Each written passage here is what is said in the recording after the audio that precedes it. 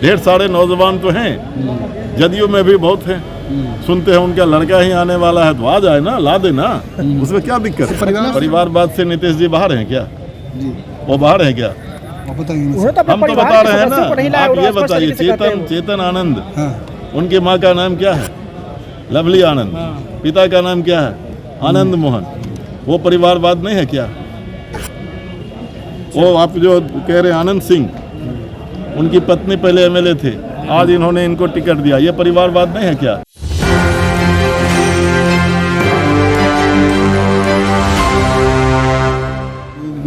किस रूप में देखते हैं? मैं मानता हूं कि माननीय नीतीश जी का उम्र बहुत हो चुका है जी, और उम्र काम करने की भी एक सीमा होती है, समझे।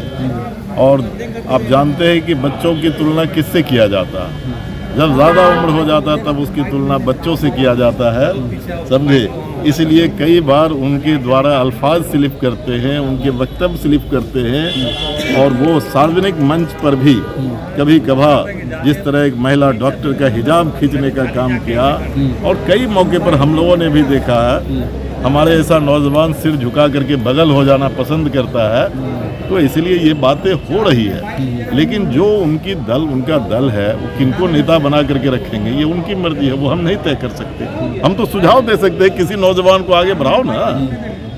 ढेर सारे नौजवान तो हैं, जदयू में भी बहुत हैं। सुनते हैं उनका लड़का ही आने वाला है, तो आ जाए ना, ला दे ना, उसमें क्या दिक्कत है? परिवारवाद का मामला हो जाएगा ना सर, फिर उनका बेटा आएगा तो। परिवारवाद से नीतीश जी बाहर हैं क्या? जी वो बाहर हैं क्या? हम तो बता रहे हैं ना। आप ये बताइए, चेतन आनंद, उनकी माँ का नाम क्या है? लवली आनंद। पिता का नाम क्या है? आनंद मोहन। वो परिवारवाद नहीं है क्या? वो आप जो कह रहे हैं आनंद सिंह, उनकी पत्नी पहले एमएलए थे, आज इन्होंने इनको टिकट दिया, ये परिवारवाद नहीं है क्या? एक नहीं, एक दर्जन है।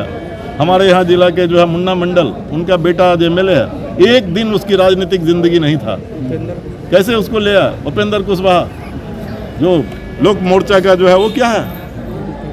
बेटा एक किसी सदन का मेंबर नहीं है, उसको सदन में बैठाते हैं, मंत्री बनाते हैं। ये परिवारवाद नहीं है।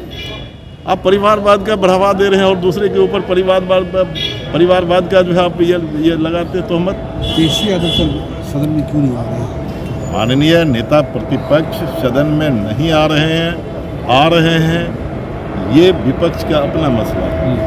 आप विधानसभा के नियमावली को पढ़ लीजिए, नियमावली में साफ तौर पर लिखा हुआ है, मिनिस्टर, मुख्यमंत्री, नेता प्रतिपक्ष वो अपने कार्यक्रम के हिसाब से आएंगे जाएंगे।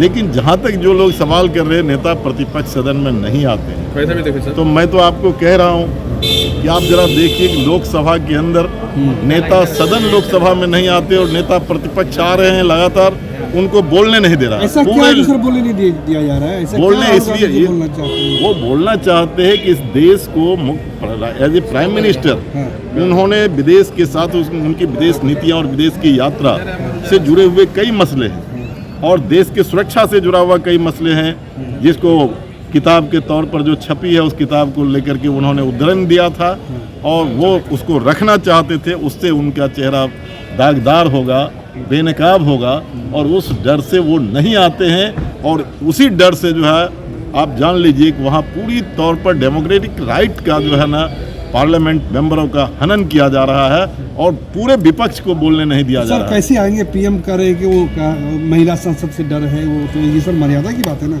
36 इंच का सीना चला गया अंदर, 56 इंच का सीना चला गया अंदर, एक महिला से इतना डर गया है?